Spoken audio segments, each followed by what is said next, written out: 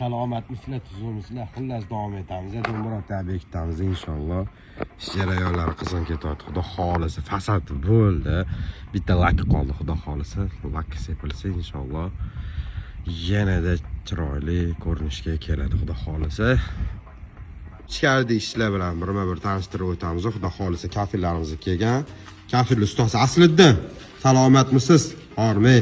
Hop, aslida qurilishda ko'p ketadigan narsa. Pul.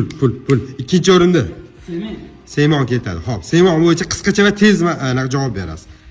Sement maydalangan toshdan mana olingan, lotinchadan olingan. 1824-yili Angliyani yaqinida ismi esimda yo'q, bitta olim ixtiro qilingan. 1830-yilga borib patentlashtirilgan dunyo bo'yicha.